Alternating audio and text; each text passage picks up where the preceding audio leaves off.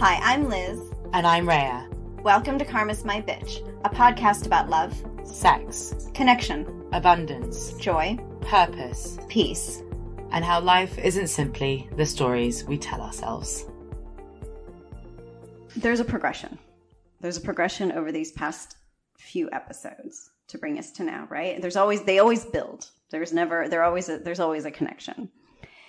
And so when we talked about the human capacity for denial, and it's because of that gift for denial that enabled people to live in separation, to be able to exist without imploding, because a soul cannot live separate, or in separation because it cannot exist without its divine connection. If it splits for too long, the results are horrible. But as much as we were gifted with that capacity for denial, it also, as we had said, set us up for failure, right? We became wired for failure. Yeah. Because we would never be able to take responsibility or full responsibility for our experiences. Yeah. Because everything was always happening to us, not because of us. And as we kind of talked about then, well, what's it like? So how do we get through these coming years? Well, we need love, hope, and knowing in order to bear witness to what is to come. What has happened already. Yes, exactly. We're at a stage now towards the end of 2022 where we're starting to recognize and see what's to come, or we can start to sense that while certain battles might be finished, the war is not over. And we often had, it used to always be said sometimes you would lose a battle in order to win a war, right? Some battles you just can't fight because you put all your energy into that battle. You won't have enough resources in order to fight the next one because, wars are endless. Yeah. And so sometimes we find ourselves compromising our principles. Yeah, it feels icky. I've had to do that recently. Yeah. Have you? Yeah. Yeah. Yeah, when I wanted to take on the whole police force. And the whole gross. Judicial system. Oh, yes. Because of some bullshit. And in the end, I had to just suck it up. Because although I could have fought it, it would have required all my energy. And actually, it was better taking on the system rather than the symptom. Mm. But I hated it. Even now, when I think about it, it makes me angry that I had to let it go. And I feel like I've always said that. I declared I will never do that. I will always stand up for everything. I will always, and then you don't. And then you feel like somehow you've let yourself down. Yeah. Who am I? Yeah. When I didn't do this. And it took me a while to let go of it. I'm so sorry because I think I was one of them that was like, no, everyone told me. Rhea, I'm really sorry to have to share this with you, but I'm not sure if this is the battle you're going to win. No, and I know that. It's made me more defiant, not less. Yeah. You're like, I'm not surrendering to the system. Yeah. I will. And that's the thing about this. It's such bullshit because we really don't know what we're going to do in any given situation. Oh, ever. Until it's actually happening. And I find I constantly do this where I'm like, oh, when this happens, I'll do this.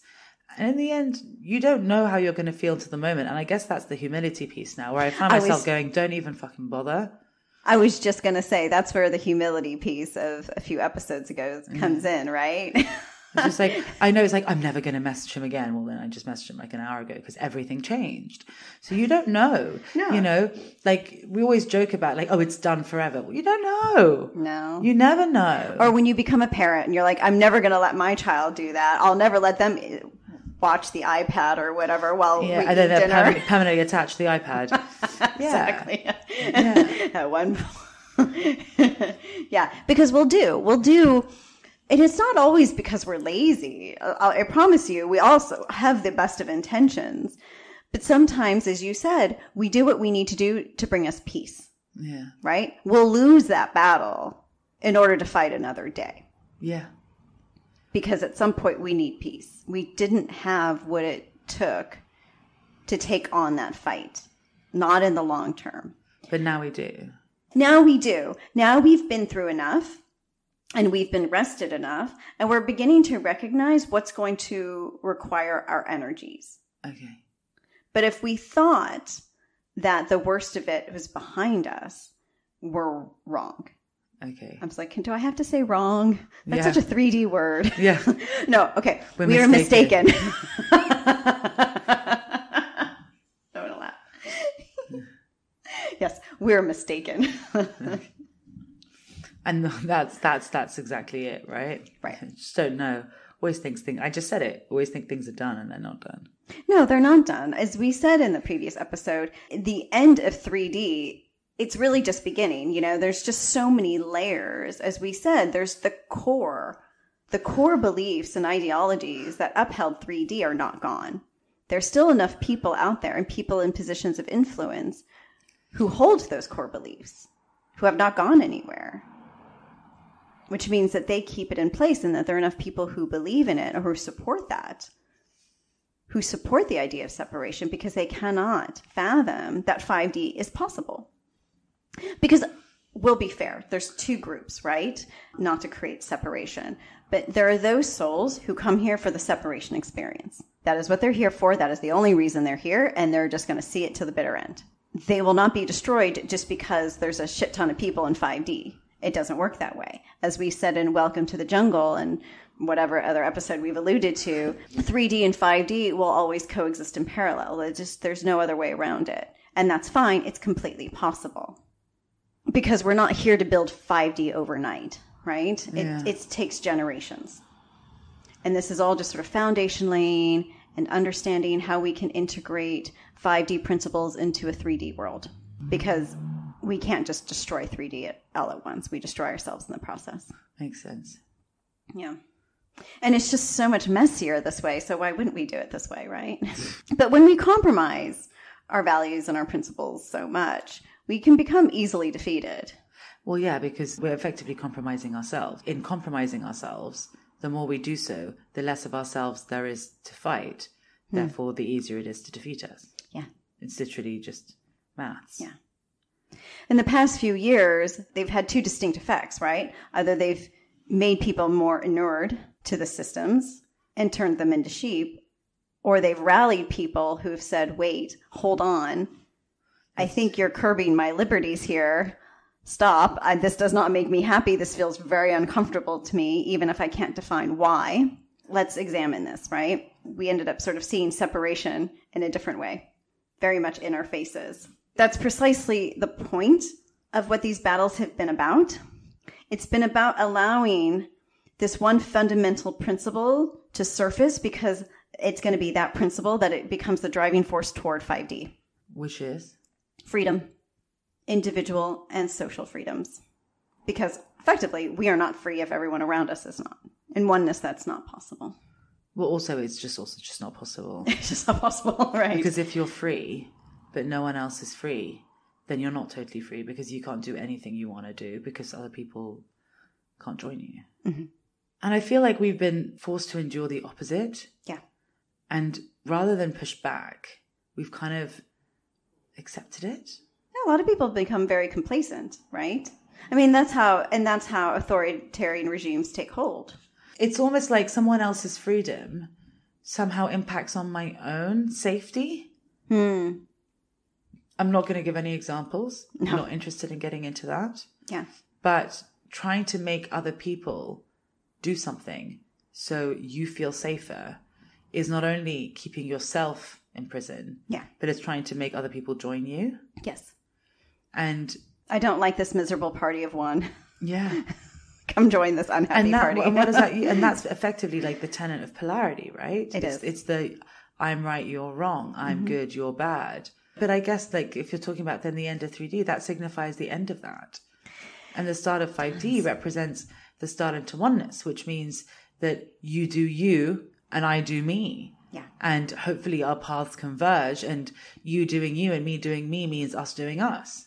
Yes, because harmony and flow underpin 5D, right? So it's completely possible. But what keeps us out of that is being suppressed. So we can't be in harmony because we're not being able to be in harmony with ourselves. Therefore, we can't be in harmony with anything else. Because when our paths are being directed by an outside force of any kind, we fall out of flow. Yeah. Because 5D only comes through us.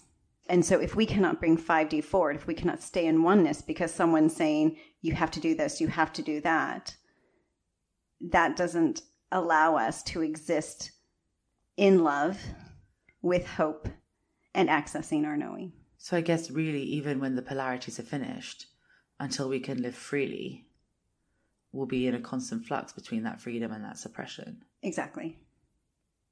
So would it lead to just war? We're still at war within ourselves and outside of ourselves. We're still seeing embattled and embittered countries and people. And that will remain for a while. Those just don't necessarily end overnight, not without some massive catastrophic event to precipitate that. So we will feel somehow involved or as if something is at stake, so long as we do not feel that we are free enough to live the lives we choose to live for ourselves.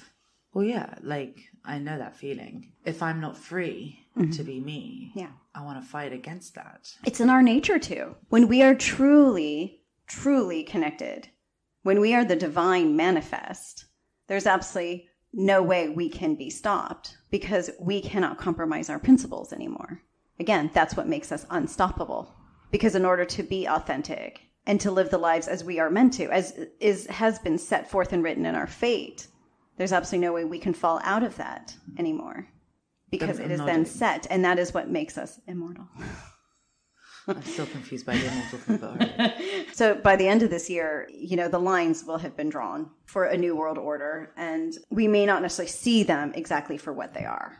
When you say new world order, what do you mean? Okay, so there's no denying that the West, and specifically America, has held the seat of power for quite some time. And that seat of power is shifting east. It has been foretold, it has been written, it has been foreseen for a long time. This is not something that is just because of events over the past 4, 8, 12, 16 years. It has been coming. But we're not ready for that yet because we're still so far from understanding the concept of oneness and so locked in our karma and so inured and accepting of separation that we are truly chasing our tails when it comes to what that's going to look like because we cannot create a place for ourselves in that new world order. Does that make sense? Kind of, yeah. The analogy they're giving me, I'm like, okay, well, I'm going to try this and then you can see if it makes sense to you. It's a bit like all the times I've ever moved to different countries. I'm not a citizen. I may not speak the language. Eventually I will. But I'm confident that I will sort of learn the rules and the social mores and I will get through and I will make a life for myself. It takes a lot of, for lack of any better word, gumption to be able to do that. It's not just confidence. Sometimes it's a bit of stupidity or naivete because I'm like, I can make that work. No problem.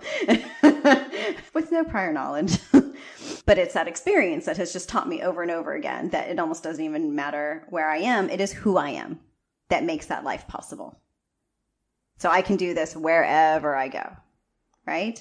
Most people don't understand that yet.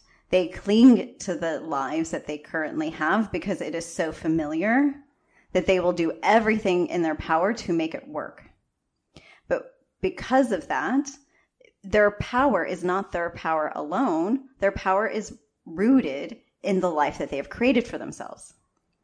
So they are completely codependent upon the systems in which they've created or contributed to in order to make that life possible. Now, all of those systems are falling apart. And we've been trying to share with people, understand that your world is completely temporary, always has been.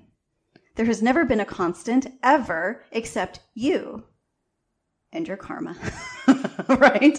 But that karma can be dealt with. That karma can be healed. That karma can be burned out. If you focus on that, you can exist and live and thrive and find your heaven on earth any fucking where. So no matter where these lines are drawn or how they are drawn, there's all this fear that if something goes, we won't be okay. The point is, you have to know and believe that you'll be okay no matter what. And then you will be. That is the beginning of, not the end of. Once you understand that, you can find your place within that world and make it your own. Then you can create a world that you desire, not that someone else tells you to desire. Exactly. And those are values-based choices, right? Because that's what we're going to be seeing. It's not about our sense of right and wrong. blue or red or Labour Tory or Britain Europe or whatever. It's not about that. It's the values. And the fundamental value for any soul is freedom. We cannot exist without it. If we pretend that we can, our lives become a joke. And I guess that means that when we are able to understand, express and exercise those values, we'll be ready for that new world. Yeah. Because we'll be existing where not only we are free, but we respect our freedom. Yes. Therefore, we respect other people. Yeah. Therefore, we are in oneness. Well, we're at least hopefully at the beginning of oneness that way, right? Yeah, exactly. And people don't understand yet that that's really what's at stake. In 2020, 2021, the fight over freedom seemed really petty to people. It's really not that big a deal. Just do this and we'll all be done. It was the give up that fight. So we can win the war. Yeah. Yeah. But what was the war? Exactly. But it was all just about getting us ready for what's to come. And we're really shortcutting everyone here by giving them the answer now. Like, you always want the answer, right? Like, just give me the end. And then I'll figure out how to get there. And they're like, no, you got to figure out how to get there first. Yeah. Just figure it out step by step. Yeah. Right? Piece by piece. And you'll be fine, because then you'll be completely empowered and ready for what the answer is. And it's all going to be nothing. And you'll have processed it within 2 seconds. Well, the answer, it turns out that you already know the answer. Yeah. By the time you get to the place where they're giving you the answer. Exactly. But in this case, they're giving us the answer. Okay. Why? Which is freedom. Oh, I see. Freedom is your greatest possession for your soul. Humans don't seek freedom. They seek comfort and familiar, right? That is why in our previous episode, we kind of talked about how all these other experiences are to really break us out of our humanness. Humans don't like freedom, and that keeps them chained to 3D. And that complacency is what prevents us from evolving. And by evolving, we mean just being able to hold more love and feeling great and happy. Yes. Evolution isn't a shitty thing. It's an amazing thing. Oh, completely. Yeah. But right now, we really are talking about saving our souls. And our soul's greatest possession is its freedom. And without it, what is left, right? So I don't want to land things on a down note. But we are, we have been prepared.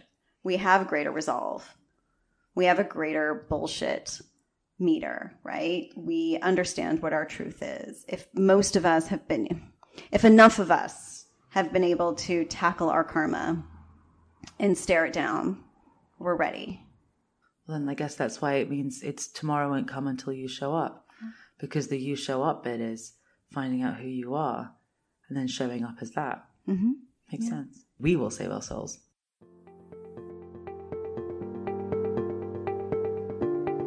Thank you for listening. For more information, articles, and inspiration, find us at karmasmybitch.com and at karmasmybitch.insta. And if you liked what you heard, please subscribe and leave us a review.